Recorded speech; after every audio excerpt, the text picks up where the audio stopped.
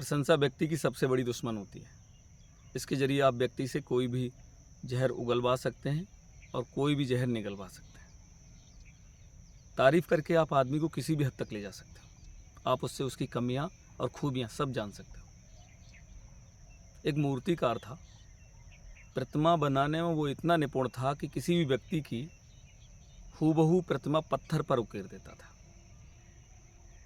असली और नकली का फर्क करना मुश्किल हो जाता था। उसका यश दूर दूर तक फैला, लोगों ने तारीफ़ें शुरू की।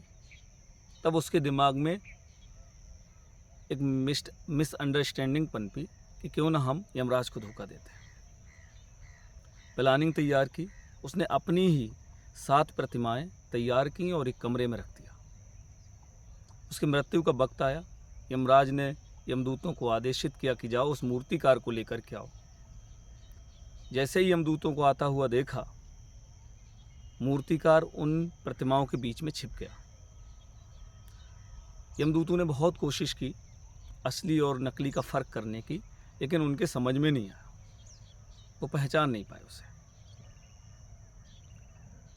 तमाम कोशिशें करने के बाद, प्रयास करने के बाद उसके प्राण लिए बिना ही वो वापस लौट गए। यमराज के पास पहुँचे तो उसने कहा लाए नहीं उसे। यमदूत बोले महाराज हमारे समझ में ही नहीं आया कि मूर्तिकार है कौन सा, क्यों ऐसा कैसे हुआ।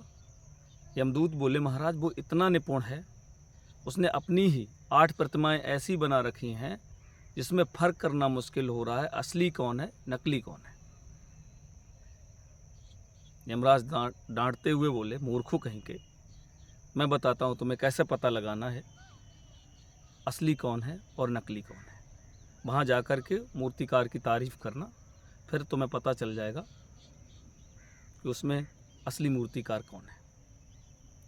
यमदूतों ने वही किया, मूर्तिकार के घर पहुँचे। मूर्तिकार ने भी वही किया, फिर से प्रतिमाओं में छिप गया। अब वहाँ पर यमदूतों ने उसकी तारीफ़ के पुल बांधने शुरू किए। वो आदमी कितना श्रेष्ठ होगा, कितना अच्छा होगा जिसने एक जैसी 8 प्रतिमाएं बना दी। अब हम लोग जो सीधे स्वर्ग से आए हैं ये नहीं पता कर पा रहे हैं कि इसमें कौन सी नकली है कौन सी असली है। उसे तो पुरस्कृत करना चाहिए, उसे प्राण ले जाने के बजाय यहीं छोड़ देना चाहिए, जीवित रहने देना चाहिए। ऐसे आदमी की वहाँ क्या आवश्यकता है। इस आदमी की तो संसार में बहुत ज़रूरत है। कितनी सुंदर प्रतिमाएं बनाता है।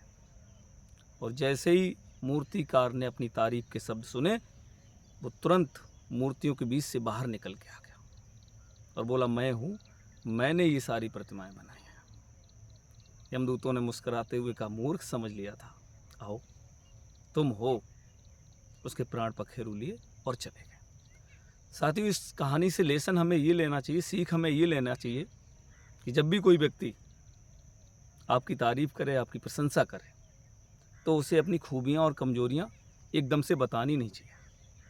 अक्सर लोग ये रणनीति के तहत करते हैं। आपके पास आएंगे, आपके हाव भाव जानने के लिए, आपकी तैयारी, आपकी प्लानिंग जानने के लिए आपकी तारीफ़ करेंगे और आप तुरंत उनके सामने अपनी प्लानिंग, अपनी रणनीति उगल देते हैं। फिर वो लोग उसका फ़ायदा उठा करके आप पर हावी हो जाते हैं। हाँ, एक चीज़ और भी है, यदि आप लोग दूसरों के मन के अंदर का जानना चाहते हो तो इस कहानी से सीख ले सकते हो। आप प्रशंसा के जरिए उनके अंदर का जहर, उनके अंदर का प्यार उगलवा सकते हो। साथियों ऐसे ही प्रेरक वीडियोज़ को रोज़ाना सुनने के लिए हमारे चैनल को सब्सक्राइब कर लीजिए। हमारे साथ जुड़े रहने के लिए धन्यवाद। नमस्कार।